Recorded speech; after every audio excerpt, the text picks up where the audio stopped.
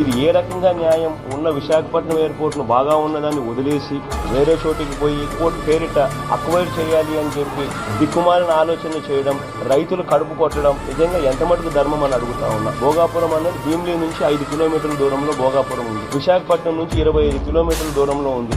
ఎర్ర బస్సు కూడా రాని ఈ గ్రామానికి ఎయిర్పోర్ట్ ఎందుకు సార్ అని అడుగుతా ఉంది నరసింహ. కోర్టుకు కూడా పోదాం, కోర్టులో కేసులు వేసినా కూడా గట్టిగా దీన్ని ఆపే కార్యక్రమం చేద్దాం. భోగాపురం ఎయిర్పోర్ట్ కూడా నిజంగా చూస్తే చంద్రబాబు మరో క్రెడిట్ చోరీ చేయడానికి పడరాని పాటలు పడతా ఉన్నారు. వాస్తవంగా చంద్రబాబు నాయుడు గారు ఈ భోగాపురం ఎయిర్పోర్ట్, ఇంటర్నేషనల్ ఎయిర్పోర్ట్ పేరుతో పెద్ద ఎత్తున భూదోపిడీకి ప్లాన్ చేసినాడు ఈ పెద్ద మనిషి.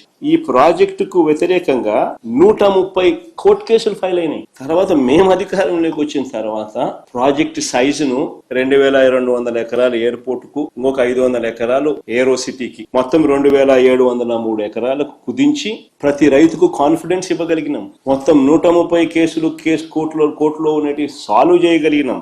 సాల్వ్ చేసి భూసేకరణ పూర్తి చేసి 3 గ్రామాలలో సుమారు 400 కుటుంబాలను తరలించి దాదాపుగా 960 కోట్ల రూపాయలు ఖర్చు చేసి ల్యాండ్ అక్విజిషన్ పూర్తి చేసినాం.